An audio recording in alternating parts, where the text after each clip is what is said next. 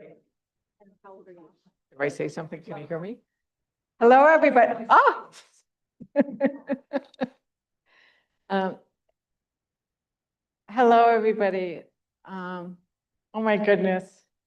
Oh my goodness, there's nothing like having these beautiful children around. And we're going to hear from them and they're going to lead us in the Pledge of Allegiance.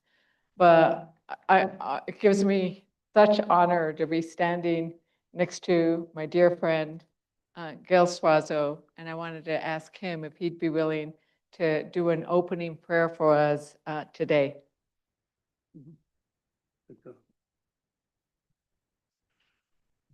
First of all, welcome, Congresswoman Teresa. Personal welcome to you. I'm glad you're here. Happy to see you. And ladies and gentlemen, I will say a prayer as Congresswoman Teresa has asked. I will pray in our Tiwa language, but I will be praying for all of us here, for Teresa, and for people that she has to work with for the good of our country. In the name of the Father, the Son, the Holy Spirit, amen. And Tomachumai, Ome, Kikana Milchina. Yantaya Tuna Kusumain, Tomachumai, Kinatoama. Abayan no Yamutakimame. Yonasi, when a poor boy Kichaida, my Congressman Teresa. Kinatoama, Kipuane.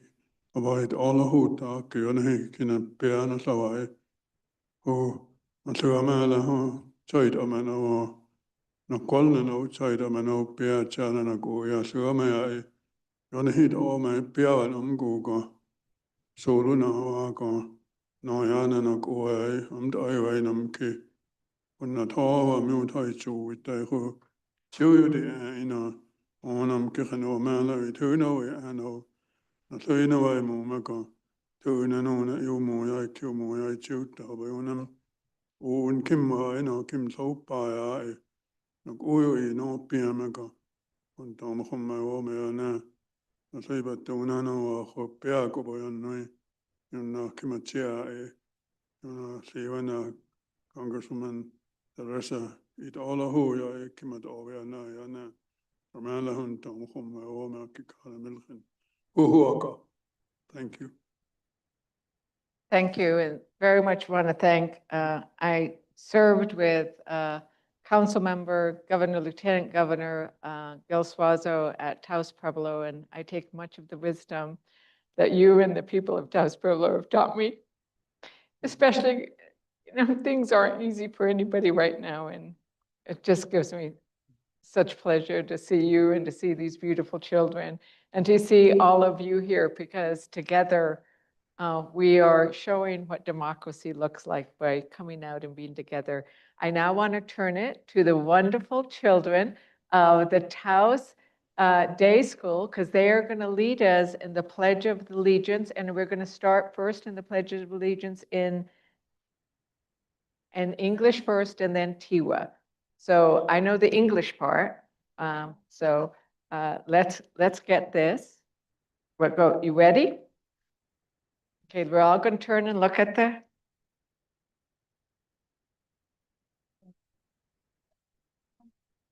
Everybody get around it. Go around it. There. Okay, ready?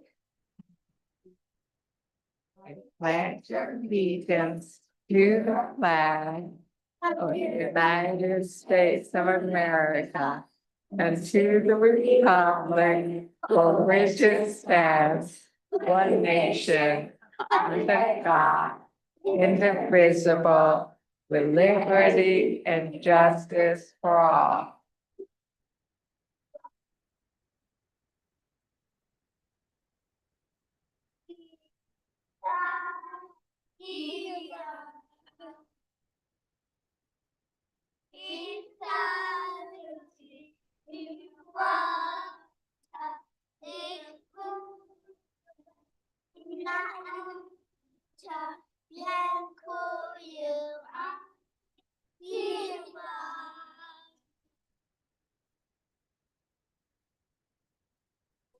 Fidelidad a la bandera de los Estados Unidos de América y a la república que representa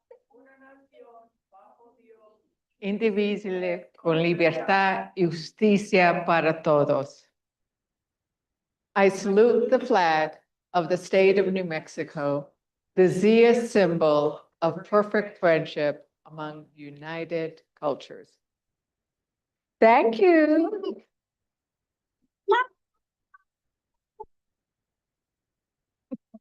Thank you, Teresa. Thank you.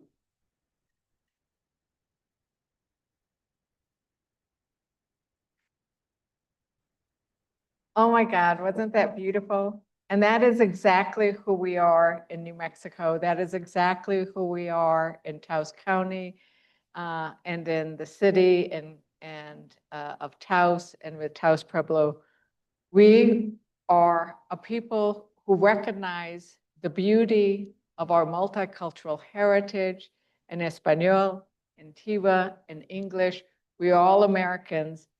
And I want to especially also thank Christina Ortiz, our representative, who is joining us. She is such a champion for our climate, for our community, for our children. And she was key in addressing the problems that we have in DC and trying to fix some of them in Santa Fe. And so she will be here to also participate in these town halls. And I really want to thank you all for coming because we know that these are difficult days. We feel it in our bones, right? Like things are expensive, they are scary. We are looking at a country that sometimes we don't recognize because there are images that should not exist in a country like ours. The militarization, the idea that we would use starvation and hunger as a political weapon, the idea that we would abandon those most in need. And that is not kind of what we expect, right? And things have gotten so expensive. And in this moment now, we're the longest shutdown in the history of America. And that is nothing to be proud of. That is a sad moment of history. The second longest shutdown was during the prior Trump administration. So what we are here to do is to try to make sense of this moment and to try to understand it together. Because when we gather together, whether it's here at a town hall, at mass, at a feast day, at fiestas, we remember that we are a community that listens con respeto y amor. And that's what I am here to do tonight, is to listen to you, because we know that listening is the greatest gift we can give to each other. But first, I want to share a little bit about how I believe we got here today and why we need each other right now. So day 36 of a government shutdown. And it's not because we ran out of money. It's not because we saw an emergency that no one saw coming. Republicans decided that they'd rather shut down the government than extend the tax credits for the healthcare premiums. They'd rather give tax credits to billionaires than make healthcare affordable and accessible to working families in rural places like Taos. To make it possible for hospitals like Holy Cross, and I see some of their leadership here tonight, to be able to provide the services that they do to our community. You know, Democrats said we wouldn't vote on a budget that didn't address the healthcare crisis because we knew what was coming, and it came. 6 days ago, people across America began opening their healthcare premium notices. Many of you or your family members know what it felt like, right? You might have finished dinner. Kids might have been doing their homework, and you open that envelope, you open an email from Be Well, New Mexico, and your price for your health insurance went up. For some people, it doubled. For others, it tripled. And people have shared with me what it felt like in that moment. The dread, the terror they had to understand or decide, what am I going to do? And what was especially sad is that it's so unfair. People who received those premium increases, they're working hard. It's not that they haven't been playing by the rules and working hard and running their small businesses and trying to get by and wanting to make sure that they've had that health insurance, because maybe they have medications that they couldn't afford otherwise, or their children need medications that without them they would die. And these are the stories I've heard. Without health insurance, people have told me how they would die because they couldn't afford the transfusions, because they couldn't afford the unique medications that perhaps their child had because of a rare disease. It is not an issue of wanting something because you like a little extra in your life. This is healthcare. And without healthcare, we cannot survive. So it's not a minor matter. And we wonder, why did this happen? Like, why are we seeing our healthcare premiums go up like this? And it begins in July with the passage of the Big Beautiful Bill. The Big Beautiful Bill that Republicans passed in July is hitting our healthcare system like those horrible wildfires that we have seen destroy so much of what we love in the North. Trump voted, Republicans passed it, and now working families are paying the price for the tax credits that are flowing to billionaires and millionaires. Here in New Mexico, I'm incredibly grateful because our leadership, like your representative, your senator, and our governor, stepped up. They saw the cuts that had been made to the Affordable Care Act tax credit premiums. They saw the cuts that had been made to our nutrition programs. And they passed bills. The tax credit legislation they passed was bipartisan. Republicans voted for that. I've sent a letter to all of my Republican colleagues. Every single one of them got a letter from me saying Republicans in New Mexico voted on a bipartisan basis to protect the Affordable Care Act tax credits. They had the courage. I need you to have the same courage that Republicans did in New Mexico. But state dollars are not a permanent fix. That fix is only for 6 months. Because this is a federal problem. It was created in Washington and it needs a federal solution. And that's why the stories I hope you share with me tonight are important. Because stories, I think, help us connect to each other. And I take those stories and I share them. I share them at hearings. I share them with my colleagues. I share them with the press. I share them with everybody because they move us. And when we are moved by our hearts to make policy that makes sense for our community, that's how we will get out of this problem that we're in. At the same time, we're seeing the cruel cuts to SNAP, which keeps the food on the table for millions, not only in Taos County, but across the country. In Taos County, it's about 20%. In New Mexico, we have one of the highest percentages of people relying on SNAP. About 1 in 5 people rely on SNAP. And who are they? They are children, they are veterans, they are seniors, they are disabled. They are people we love, they are us. And it is a travesty that President Trump has on his own decided that he will cut the funding for SNAP. Because this is not a shutdown issue. Congress sent money over to USDA so it would be available in the event of a shutdown or any other kind of emergency. They have $6 billion sitting there that just needs to be put onto the cards, sitting there. They have another $16 billion and another $14 billion that all they have to do is say, we are transferring it over here, so that nobody would go hungry because of the shutdown that's about healthcare. It is so immoral what he has done. It is cruel. And we also know it's illegal. We have 2 courts that have ordered them to release those funds.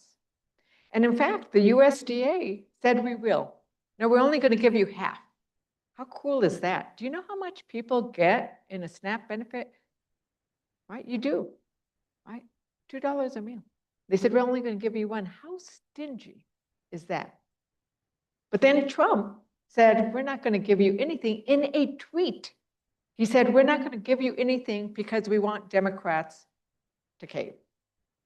That is simply wrong. And today, the court ordered that full funding be provided by tomorrow. We don't know whether he will do that or not.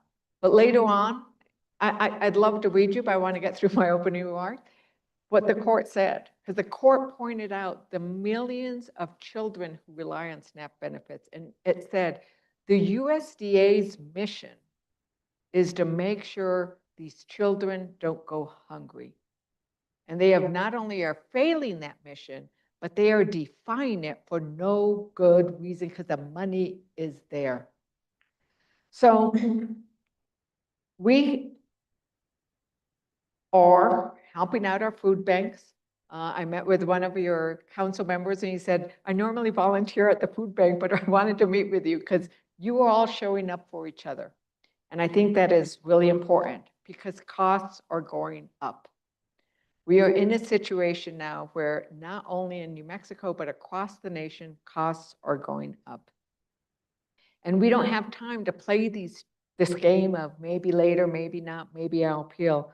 We need to get it done. And I'm so grateful for New Mexico because they only had $30 million because you didn't expect this to happen. That $30 million was to address the bad bill, the big, beautiful bill that's only beautiful if you're a billionaire. So they had that 30 million, which only covered 10 days. And those 10 days are running out. So they've called a special session. You can share with us more about that. So right now, Trump has cut Medicare, Medicaid, the Affordable Care Act, SNAP, education, and everything our communities need to thrive. He's giving tax cuts to the wealthy, the well-off, and the well-connected. He's building ballrooms, golden bathrooms with golden faucets, sending billions to Argentina, golfing, throwing parties, all while Americans suffer. I call it pickpocket economics and corruption. But something shifted Tuesday night. Working families in big cities and small town red states and blue said enough. Voters chose hope over fear.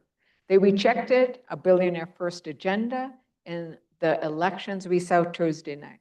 And those voters voted for dignity, they voted for their children, and for a future they can afford. Hope is alive. And hope is alive when we gather like we have today. And I'm sorry, I normally move around a lot with this is a little difficult with the things. So we're gathering today with hope, but with fear. And the reality both can live at the same time. We can have fear, we can be angry about what's happening, but we also can have hope and we can say we are going to always take action. But as I said earlier, I need your voices to be able to do what I do in DC because I need to know what you're worried about. I need to know what your stories are. I need to know if what I'm doing and the votes I'm taking makes sense to you. Whether you agree with me or not, I need to hear all of that.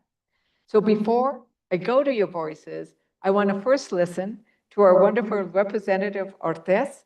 And I think that you were guided by love for the community you represent and for this place that we all now call home. So I'll turn to you first, Representative Ortiz.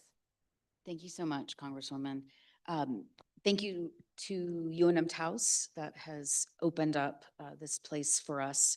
Thank you to Taos Pueblo and the elders, Gilbert Suazo, for giving a blessing. And of course, those children who are incredible and really who I'm fighting for, I'm Christina Ortez. I represent House District 42, which is most of Taos County. I opened up my email on Saturday after my candy hangover. And I was shocked really isn't the word for it. I was really, I just kind of sunk into immediate depression when I saw that my healthcare premium was going from $489 a month, which I thought was pretty high.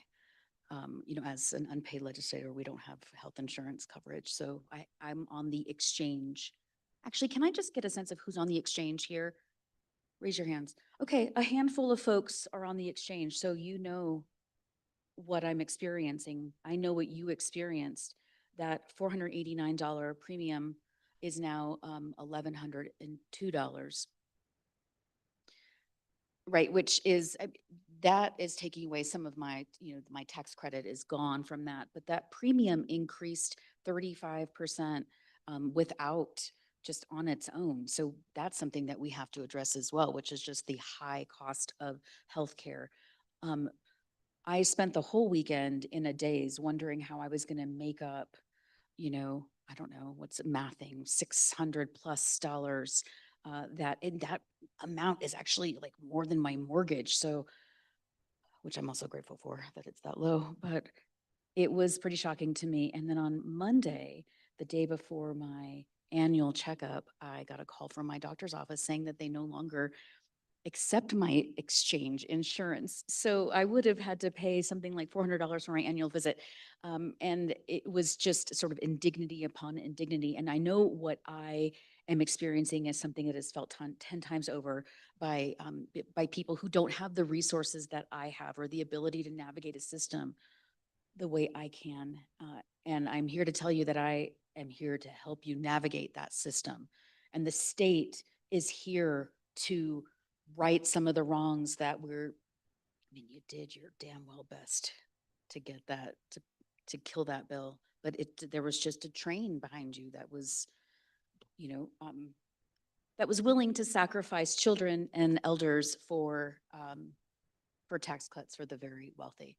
And that just, it makes me sick to my stomach. And I know it makes you sick to your stomach as well. But the state of New Mexico came together pretty quickly. We knew this was happening. We knew this happened in July. We knew that the tax credits were going to expire.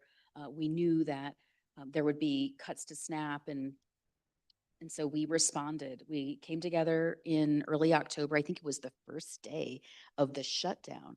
And we passed a $125 million budget that would address some of these things, right? Would bring back some of those state tax credits, would bring it back a state tax credit to address the federal loss of tax credit. It would put money into the Rural Healthcare Delivery Fund, which we had already put a bunch of money into in the previous session, our normal session. Which I'm hoping will go to Holy Cross Hospital and other rural hospitals. That money was there to save our rural hospitals. We had money for food assistance, including money to go to food pantries, and also to SNAP benefits in case that money ran out. There was money for behavioral health funds, because we know that that's also, you know, a critical issue in our community that we tried to address, and we did a pretty good job of addressing in the January through March session that we had just completed. In that session, we passed a $100 million behavioral health trust fund, $25 million to expand the rural health care. I had a bill that would provide money for practicums for behavioral health providers, because, you know, you can go get your LSW, your social work degree, but then you have to take about a year to work for free to get your all of your certification. And so we had a lot of folks who were going to college for free, getting their social work degree for free, but then they couldn't afford to take a year to work for free. And so we put money into a fund for that. I'm so excited for that. I think that will bring a lot more counselors and behavioral health uh, practitioners to this area. That's the kind of stuff that we need to be doing at the state, is to address the gaps, but also to invest in our homegrown New Mexico style of healthcare, which is focused on helping people, you know, from toe to head all the way around in every way possible. So I am hopeful. I was also energized on Tuesday with just a blue wave crashing on the, Cheeto's head. And I know that that was probably hard for him to take, but he can handle it. We're going to win. And your state is going to help. New Mexico is going to be right here for you. So I am excited to go into our next special session. I think I've had more special sessions than actual sessions in the 5 years that I've served. We're going to a special session on Monday, and we're going to re-up money for SNAP. In that special session, we had in our previous one in October, we had $30 million for emergency issues. And really, it was actually to address like flooding and things like that, stuff that was already happening in Rio Doso and other places, or climate emergencies. That's what that money was for. That's what we're thinking it would be for. And we were able to get it out to folks who have SNAP. 460,000 New Mexicans have SNAP. Most of them are working full time. I think it's gross that you can work full time and need benefits like that. Like, we've got to address that. That's another issue, but that's for another special session. So we're coming together. We're going to re-up another, I don't know, I haven't seen the budget yet, some amount of money that will fill that gap. And I know we'll do it. Hopefully it'll be bipartisan. I don't have a lot of hope, actually, but it doesn't matter, because we're going to pass it, and we're going to make sure that people are taken care of, because we care. And we do come at it with love and compassion for all of you. So thank you. Thank you very much. So we'll now go to questions, and I think that the way we're going to do it is, if you have, who's pulling the questions? Oh, I'm pulling the questions? Oh, okay, I'm not going to look. We don't have a lot, sir. Okay. I'm going to just say the first name, but thank you, Mary. And when will Congress pass a bill to raise the federal minimum wage? Let's raise that federal minimum wage. We will pass it when Democrats are in control of the House, the Senate, and the president. And that means 2028. Because the issue that you can have in New Mexico, what's the state minimum wage here now? 12, and then Santa Fe, Santa Fe was out there with a living wage a little earlier, and then the state of New Mexico came along. But can you imagine those states where they are still receiving $7 and something cents? I don't even know what it is, because New Mexico has been leading on that. And that's why what is interesting is that Democrats are holding out and pushing to address the healthcare crisis, and we are pushing to release funding for nutrition programs. And guess who are the biggest beneficiaries of those programs? It's not people who live in states represented, or districts represented by Democrats. It's people living in Republican-led states and districts, right? And so completely opposite of how Trump views the world, where he wants to attack Democrat programs. Like, hunger is not a Democrat program. Hunger is a program that exists because we have a $7 federal minimum wage. And the way you address the problem is raise the minimum wage. And I am, ahora sí, I am a sponsor of the bill to raise the minimum wage. We had the raising of the minimum wage in sort of contrast of what Democrats do and Republicans do when you pass your reconciliation. Remember, this reconciliation is what they passed in July, which you can pass just with, when you're in charge, just Democrat votes. When we were in charge, we actually had that in the House. We passed it out of the House, but it was ruled that we couldn't put it into that bill because it was a policy issue. So we need to do it in a regular session. But we voted for that. It's just the parliamentarian took it out. And I think that but that goes to a key that you touched of we should not be a country that is continuing to be pulled apart where the rich get richer and the poor get poorer. And what we need to do is have policies that create the good life for all of us. We should all have a good life where we have good education. So we need to fund that education. We have good childcare. So we fund childcare for everybody, where we have the possibility of having good job where you get the respect you deserve, whether you work for the federal government or not. And let's give a shout out to our federal employees, right, who get demonized by this administration. And our federal employees do it not because of the money, they could make better money in the private sector, but because they love serving their people and their communities.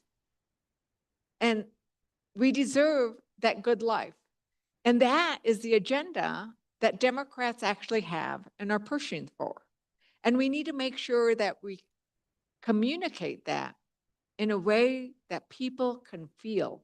And I think that's what you saw on Tuesday, is that people are frustrated that they don't have that good life, that things cost too much, and they want change. And they voted for that change in New York.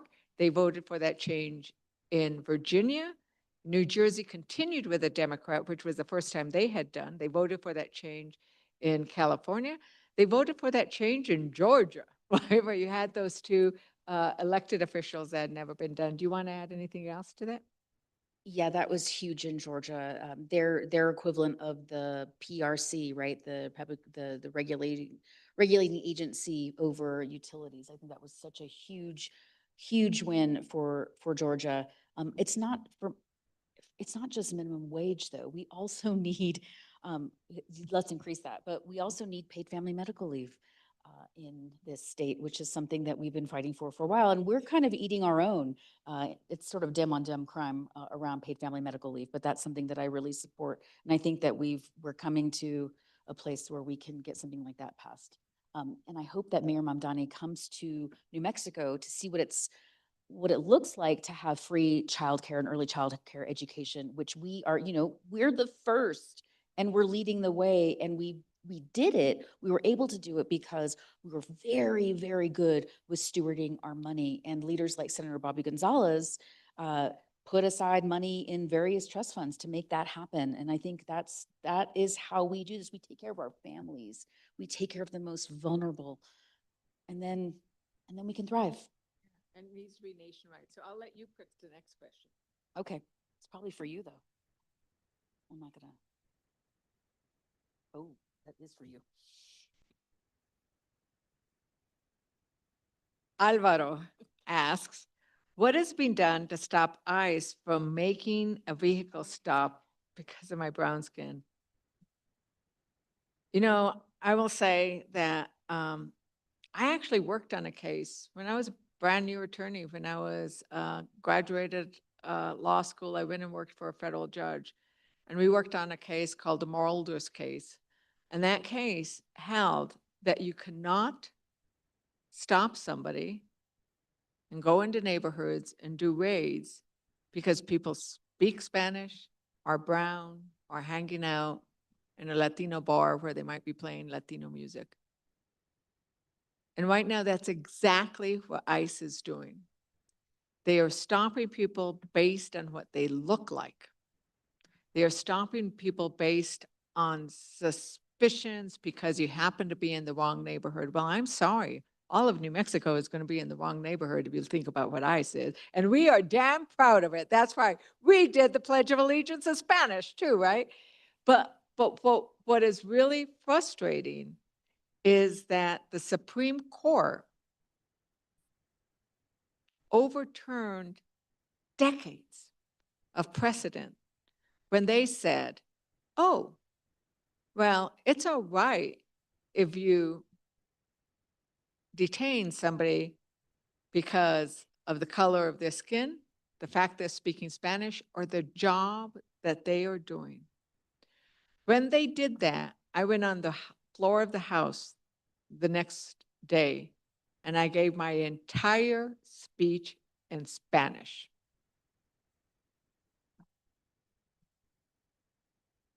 And what we are going to see happening is there's probably a recent ProPublica piece showed that there were, and this was for several weeks ago, before some of the other ugly raids they've done in Chicago, over 170 citizens that have been detained, some arrested for days. And so those cases are going to go back up to the Supreme Court. Because what the Supreme Court did when they did that was say, oh, I'm sure they're not arresting citizens. And that's what the Supreme Court keeps doing. The Trump appointed and Republican appointed Supreme Court justices keep not actually ruling on the merits of something, they're ruling on these little, we'll get to it later, and they are letting the Trump administration get away with violating our civil rights, with violating the congressional powers that we have, with violating the Constitution. How dare they not rule that if you are born in the United States, you're a citizen? They punted on that because they know they're going to have to rule against him, but they've been afraid to do it. And this is what's broken, but this is what's broken, but it isn't eliminated. And this is the hope that we will bring back. And I listened to Doris Kearns Goodwin speak on Sunday, and she talked about all of the struggles that we have had before, including a civil war, that we have overcome because we believe in something that is bigger than each of us individually. We believe in this promise that is America. We believe in an idea that we are working towards a more perfect union, which means it's imperfect. We didn't have the right to vote if you looked like me and happened to be a woman. You didn't have the right to vote if you were a Native American. The last decision came out of New Mexico, and it was in the 1960s. But we have come together and fought for those things. And I described, because I did my altar to all of my beautiful queridos muertos who have gone before, and I said, we don't believe they are dead.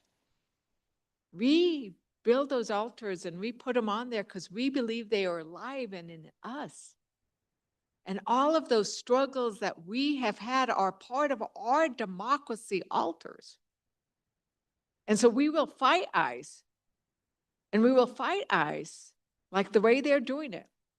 There's legal battles that will make themselves up that will show no, there are citizens. There are citizens standing up for each other. That is what's beautiful to watch, is how communities are looking out after each other. And we will pass laws in local jurisdictions that say you can't go around without license plates. You can't go around. And so our local places are also passing laws. And I don't know if you all are thinking about some of those. We are, and I will reiterate that the way we fight it is resistance. I'm like, my heart explodes when I see just regular old folks pulling people, making sure that they're not taken by ICE. People who have like phone trees, right? They're like, ICE is at the corner of Elm and 19th Street. And then they get swarmed. Like it's amazing and remarkable to watch. It's disgusting that we have to watch it. But the fact that people are resisting, and are resisting in a very organized way, using all the tools at their disposal, that I think should give us some hope. At the state level, I know that for the, I don't know, 5th or 6th year in a row, we're addressing detention centers in New Mexico.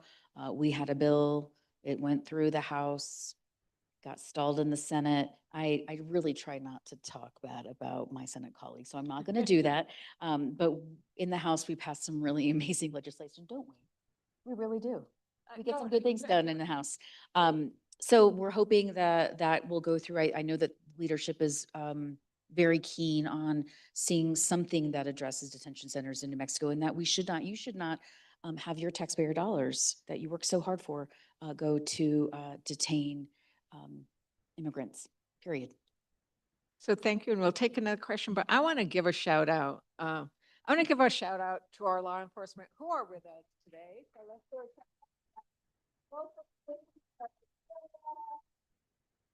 you know, Sheriff Miera is here, and many of his, we have, and I think that this is the difference, right? We know law enforcement keeps us safe. We know that communication with our law enforcement is key because that's how we build trust. That's how we understand the roles we play, and we are grateful for the roles they play. And each one of them has their beautiful faces, smiling at us, frowning at us when we do something wrong. They never frown at us. You guys, do you get training so you don't frown at people? You just say, "Yes, ma'am, let me see your license." You know, they never frown, right? But they are open as to who they are. They are proud of their work. The idea that you have to hide who you are is not what we imagine in the United States of America, right? And so anyway, thank you all for being here with us. And I saw some state police joined us, so thank you very much. They're here to keep us all safe because unfortunately, it's a little bit more dangerous now than it used to be. So thank you for being here. Another question? Oh, yeah. Oh, yeah, that's easy, but I like that better. Okay. So we're going to call names, and we have some on this side and some on that side. So that way, this is great. We'll start with Billy Knight. Can you raise your hand? And AJ will go over here. And then we have another mic over there, and we'll go over there next. We'll go to Anne Marie. Will go next. So this Hey, question, hi, Teresa, very good to see you. This question is actually from my son, Jaime, AKA Jamie, and he wanted to know what the Congress, what the Democratic Congress can do to protect us in New Mexico from private equity purchasing our utilities and our infrastructure so that we're at their mercy. Yeah, that's a what? That's a both of us. That is because in many ways, the utilities are regulated at the state level. And so I'm going to punt it over to the state. But one of the things that I think is important to do, since we're on utilities and on energy costs, is that we need to keep investing in all of the different energy sources because we're seeing energy costs go through, they're also rising faster than regular inflation. That's going crazy. And what the Democrats did was do the Inflation Reduction Act, and we invested in renewable energy and solar and wind. And New Mexico is an energy-rich state, but it's not just oil and gas energy. It's also wind and solar and geothermal, and a wonderful project over here at Cresta to see if you could do, green hydrogen using the water that is there at the mine. And so all of those have been cut by the Trump administration. So that increases the likelihood of our energy costs going up, and it also increases the likelihood of our planet getting too warm. So those are things that when we come back in, we will address. But with regards to private equity and regulation at the state level, I don't know if this has come up yet. Oh, it's coming up. It's right now. We're looking at a potential private equity transaction taking over the New Mexico Gas Company, the PNM, which is not our service area, right? We have Kit Carson here, but PNM, I think that is something that the Public Regulation Commission is looking at as well. So there's a role for you to play as private citizens, and that is to, when there is a protest, and there is a protest happening right now with the New Mexico Gas Company a potential takeover, and you let the PRC know that you are not in favor of private equity companies taking over public utilities. There is a challenge, though, and the private equity companies, and this is where we, I think, as a state, kind of have to fight back. And which it was amazing when we had the Inflation Reduction Act, because we had billions. That was the biggest and really most profound climate bill we have seen, and we will probably see for a while, was the Inflation Reduction Act. Billions of dollars going into renewable energy, billions of dollars going into transmission, because you can build that renewable energy, but you got to get it from the place where you generate it to the place that needs it, right? And it was incredible for New Mexico. It was incredible for Taos. And while I think we are going to continue to see some funding for the green hydrogen project, we lost a lot of money here in our community when the feds rescinded the money that we had to build microgrids at Taos Pueblo and at Pico de Pueblo. Money that Kit Carson had already paid out to develop a workforce to build those microgrids. Microgrids are really important, right? We are having more and more weather events that are making our electricity, our gas less reliant. So microgrids, you could put them in the places where we need them, the hospital, on Taos Pueblo, on Pico de Pueblo, and ensure that we have energy for the people who need it most. I just read that 1,200 Taos County folks rely on energy for their medically empowered devices, right? So if there is no electricity, people will die. 1,200 people in Taos County, and that number is probably more. James Kaiser could probably tell me it's probably a different number, but it's a lot of people who need oxygen concentrators. They need their medicines refrigerated. So we need to be making these investments. Private equity claims that they can come in and put that money in for infrastructure. Maybe they can, but I think that we should be doing it as a state. I know that we are doing it as a state, and so we need to figure out how to make that happen so that we are not dependent on people from out of state telling us how much we're going to pay for electricity. Some folks on the East Coast are paying 300% more on their electricity bills than they did last year. And the reason why is because of this little guy right here. I put my medical labs into ChatGPT when I found out that I wasn't gonna get a doctor's appointment. And that is not right. You should not do that. You should not do that, but I did it anyway. But the energy that's required to power that search is what is I think the main cause of the increase in bills. And so we're gonna have to address this as a state in a way that protects you. So, thank you. So I'm going to do a request because, the SNAP funding case, New Mexico Attorney General. Like in so many cases, the New Mexico Attorney General is joining with Democratic Attorney Generals across the country, and you need to send them some more money. Okay? When you get, when You mean when we you have a need to special fund session, his- will you send some more money over there? Probably not the special, but I have The already regular? talked to him, Yeah, and them we're gonna more get money. that office more Get money. some money. Because that money, because it's ridiculous. It's like, I'm going to punish you. So he cut $52 billion that was coming to New Mexico. But once again, he broke a contract, right? There was already a contract that Kit Carson had signed for that money. I talked to a farmer when we broke the contracts for the EQIP funding, which is an environmental funding that goes for farmers. And, it was a farmer in Tucumcari. And he said, it used to be that the United States contract was good as gold, but now they're breaking them. So there's all this litigation.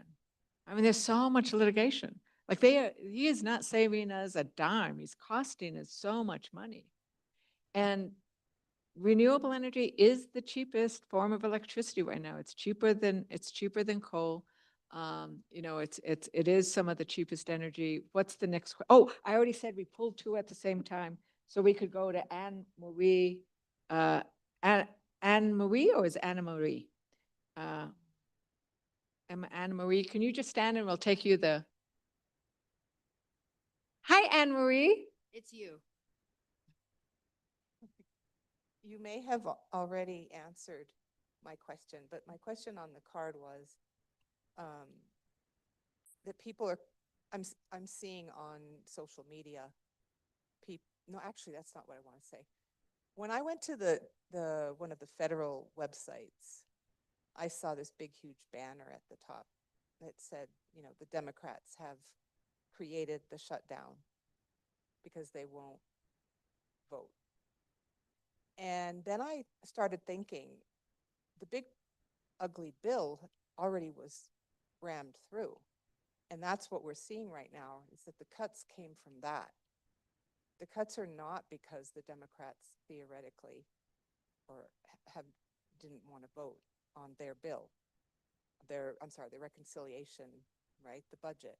It was already a done deal that these funds were going to be cut.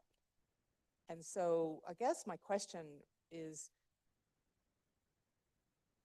what can we do, or what can Democrats do to get those banners off of all of these federal websites that are continuing the rhetoric that it was the Democrats' fault? Because we know, I personally know, that it was already a done deal.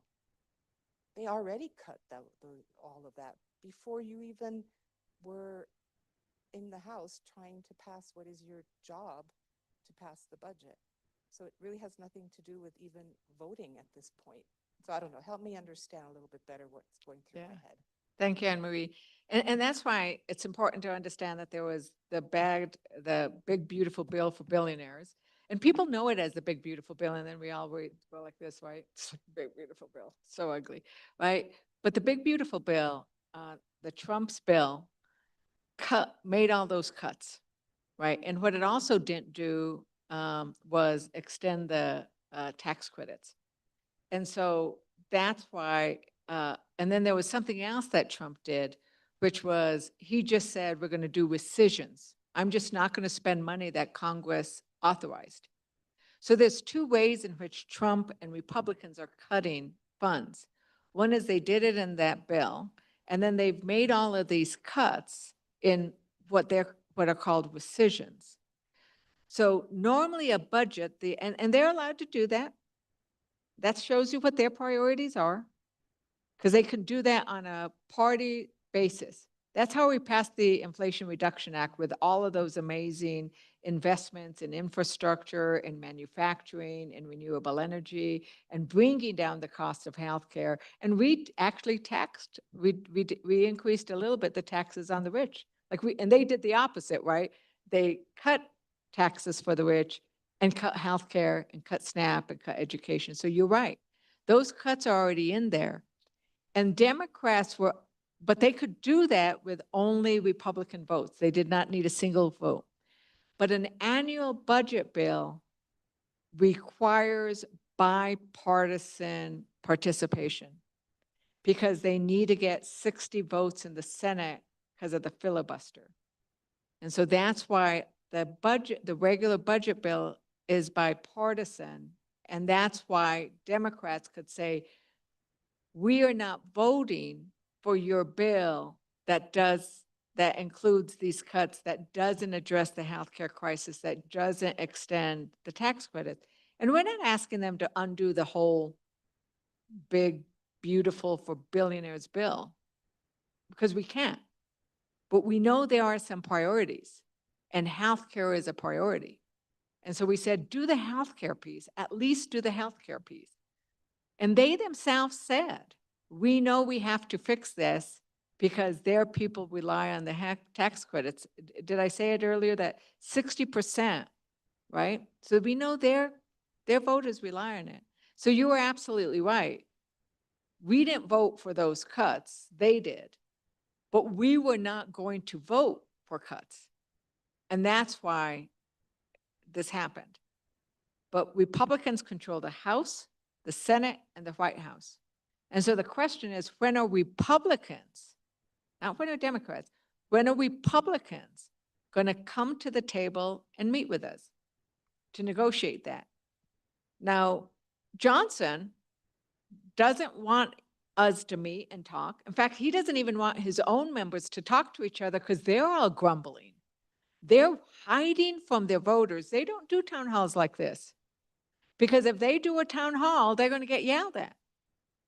And I went to North Carolina 2 weekends ago so that I could talk about what those cuts mean, right? I've been to Utah. I've been to a Republican district in California because their own representatives won't show up, are unwilling to stand up to their voters.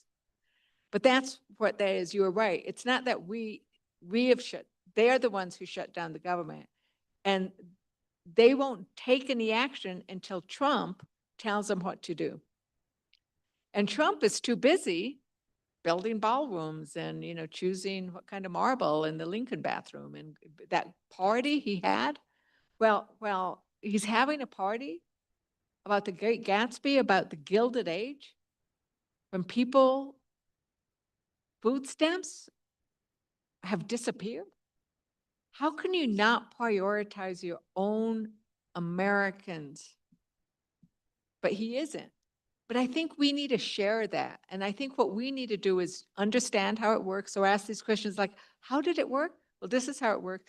And then what I always tell people is live the First Amendment. Get up and pray to whoever God you want to, or to no God, because you have freedom of religion. You have freedom of speech. And guess what? You can use your speech in whatever way you want. For those of you who believe in social media, follow us. Follow me. We have our cards. Follow my official account, and you know what we're doing, and then share it. Tell other people what you think. Do you know how we saved the public lands? Because people got so upset. Do you know how Jimmy Kimmel is still on the air? Because people got so upset. So we need to be as upset in the country about food stamps and about healthcare as we are about Jimmy Kimmel. Are you with me, guys? I mean, it's like, that's what we need to do. And you might know somebody who lives in Ohio and can call their senators. You might know other people. You might be part of an association that knows people in other states and say, my congressperson showed up, has yours? Like, right? So those are the kinds of things we can do together. Okay, you get to choose next. And then you don't have to answer. You just have to call on the person. This is like really easy.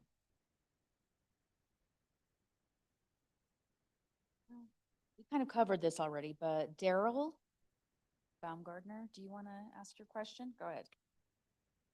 You just might be. Yeah. Oh, yeah.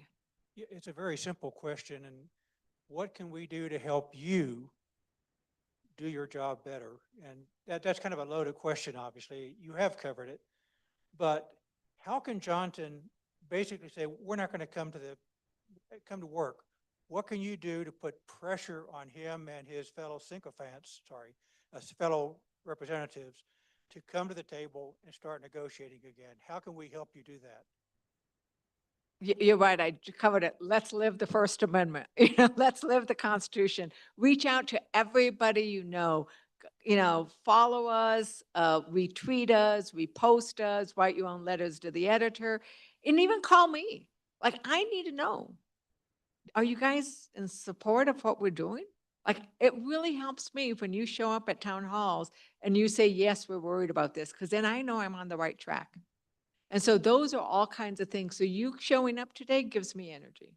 So I want to thank all of you for showing up, because you made a big difference. Because now I know that I'm on the right track.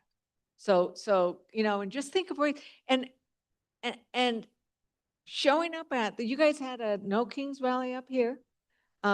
We had them in Utah, Salt Lake City. We had them everywhere. 7 million people. That's a lot of people. And so we need to keep showing up like that. And we need to recognize and understand that it's not a one-time thing.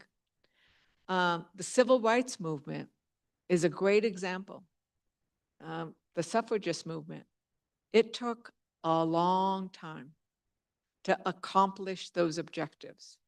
And so we need to know that it is more, and doing what is one other thing that you haven't done that you can do? What is one idea that you hadn't thought of that you saw somebody doing? I'm going to do that. and remembering that it takes a while, right? And that we need to keep it up. And that's how we do it. I mean, I didn't eat a grape from like 1987 until like, I don't know when the grape boycott ended in the 2000s. Yeah. And I'm from a place that grew grapes. Like there were grapes right outside my door, and I spent my life eating grapes. But resistance, hunger strikes. I mean, I'm not ready to do that quite yet, but I mean, it's going to take everything, and we have to do it. And when you're calling Congressman Speaker Johnson, you should also ask him to swear in Representative Grijalva and release the Epstein files. I mean, while we're at it. So I'm going to follow up on that. I'm also chair of the Democratic Women's Caucus. The Democratic Women's Caucus is 96 women strong, the most women, Democratic women serving in Congress ever. So that's how I hide it. And when we swear in Adelita Grijalva, it will be 97, right? And so I have marched on, I mean, we were marching and it was so fun to be marching with Adelita because you could tell she comes out of an organizing background, is like, si se puede, swear her in, right? And there we are marching through Congress and through the halls. And then they got mad at us and I said, what? Congress people aren't allowed to walk through the halls? You're not going to silence us, right? And it is true, there are two reasons. The main reason he doesn't want to swear her in is the Epstein files. She is the 218th signature. And as the Democratic Women's Caucus, I met with the survivors that went to DC. We brought the survivors together with the Democratic Women's Caucus members. I mean, what they went through. And as one of them put it, she said, I feel like I'm a hostage still. Like we were abused and we were used. But I can't get over that pain until we bring justice and clarity. And Epstein told us that he had the banks and the government. And so we could not say a word. And what we need to do now is prove him that Epstein was wrong. And if that means getting those files and knowing that there were Democrats on there, hell with them. How dare you? How dare you have participated in a whole scheme that made you rich on the lives and the future of those children, because they were children. And what Johnson is doing and what Trump is doing, because he's implicated and how far, we don't know, is protecting pedophiles. And we need to keep raising that and saying we are not a people who protect pedophiles. Swear her in. Congresswoman, if I could do a time check, we have time for one more question and closing remarks. I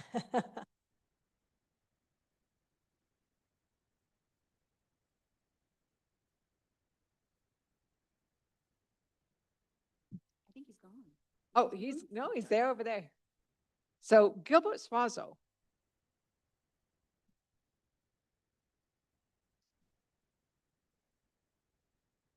Now, Teresa, we're all worried about healthcare.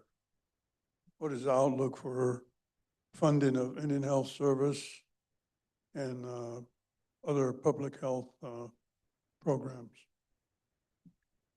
Thank you. So one of the things that we were able to do 2 years ago when Democrats were still in charge of the House is we were able to get what's called advanced funding for Indian Health Service, so that we now fund them not for this year, but we fund them for next year.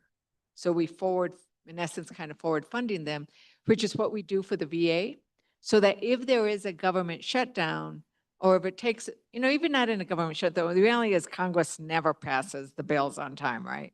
I've only been there for 5 years, right? And it's like, doesn't seem to happen. But we've never had a shutdown.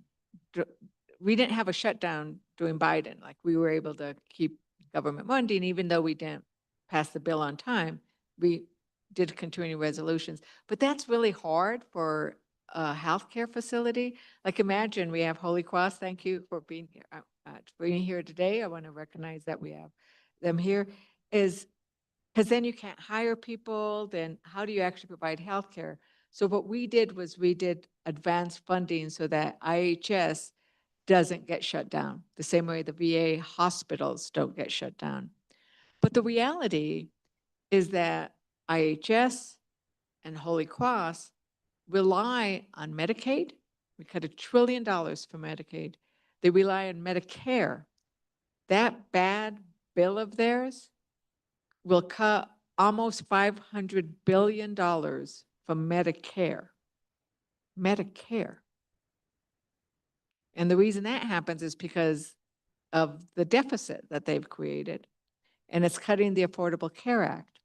And I went and I met with, this is my second time meeting with Holy Cross about these things. And it is a problem. So right now, IHS is okay, but we need to make sure that we need to, in essence, make sure that we don't let people fall off of Medicaid. And one of the ways we do that is they are getting those savings because they want to kick people off of Medicaid that are eligible. But they're doing it by making the application process difficult and by making the recertification process difficult. And by making people get recertified every 6 months. Well, a lot of patients will forget.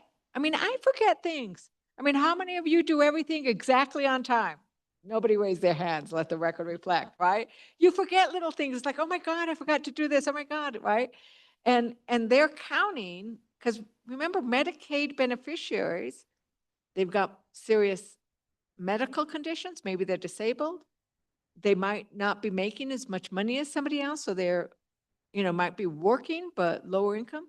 They've got a lot of stress in their lives. So making a mistake and not filling out that form is going to be easy, and then they get kicked off. And then IHS suffers, and then Holy Cross suffers.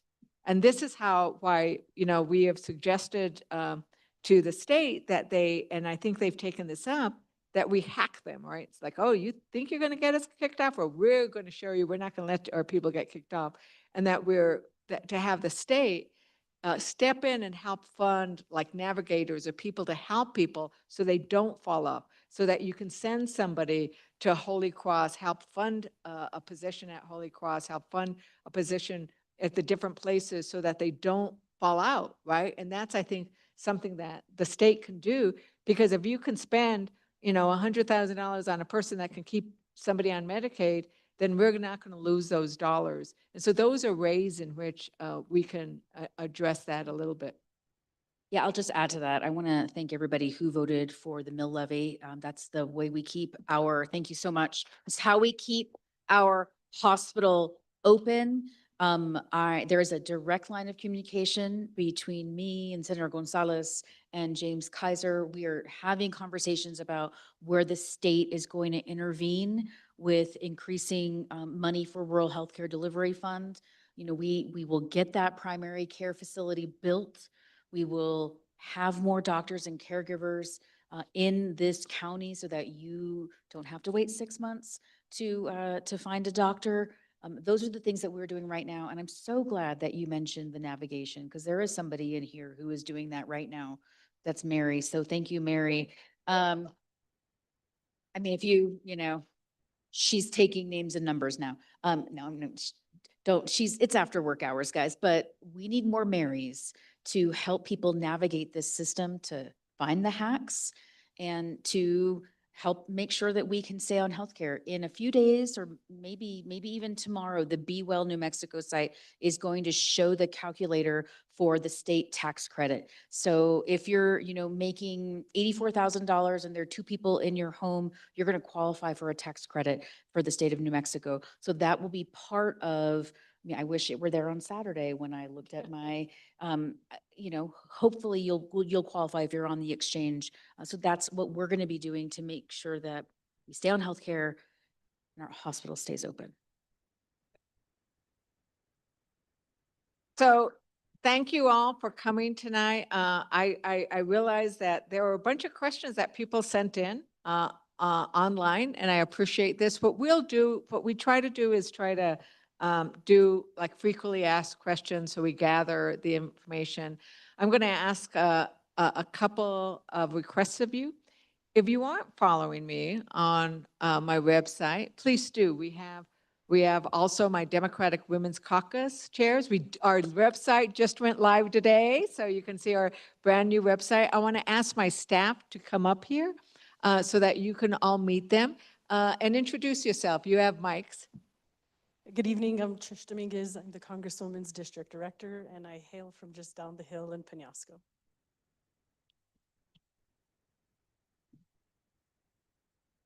Hi, good evening, everybody. My name is Haley Emmerman. I'm the Congresswoman's District Communications Assistant, and I'm also her field representative for Taos County and Colfax County. So if anybody wants to come up and meet me, I have my business cards, and I am the person who represents the Congresswoman here in your county.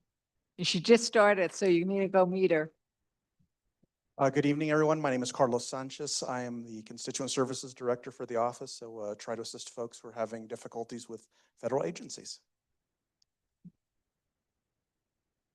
Hi, good evening, everyone. My name is Derek Toledo from Jemez Pueblo. I'm a field representative and communications liaison for the Congresswoman. I work a lot with the tribes and with media here with Haley, but happy to be here with you all. Thanks.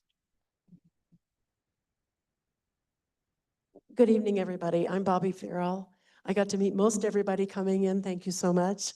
And I also do constituent services for the Congresswoman throughout the district. I'm the field representative for Santa Fe County. It's great to be in Taos tonight. Thank you. Good evening, everyone. I'm AJ Pacheco. I'm a field representative and constituent service rep for Congresswoman in the northwestern part of the state. I'm from Cuba. Thanks for having us tonight. And good evening, everyone. I'm Matt Miller. I am the Congresswoman's Outreach Director, and I work in her Santa Fe office. Yeah. So you saw that there were a lot of constituent representatives. That's because if anybody has an issue with a federal agency, you should reach out to us. We can help out. Now, right now, they're not as responsive, but we still get things through and we can still help out.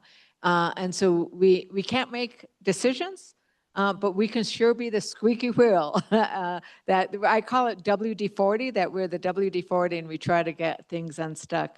I also want to point out that I met with Holy Cross today because I'm trying to make sure that everybody is aware that a bill that I sponsored that had been sponsored by Ben Ray Lujan in the House before me, and he carried it in the Senate, is called the Radiation Exposure Compensation Act. We have handouts on that. If you lived in New Mexico between 1944, when the bomb was exploded, to 1962, and you were diagnosed or died of any of the cancers that are related to that, and it doesn't matter where you live in New Mexico, you are entitled to a $100,000 payment. And so we have the flyers out there. If you know of any, and you don't have to prove that you were near the bomb, but that bomb exploded, as you know, and that plume covered New Mexico. And so this is a way about how do we seek justice? And it doesn't always happen, but we finally got justice on this issue.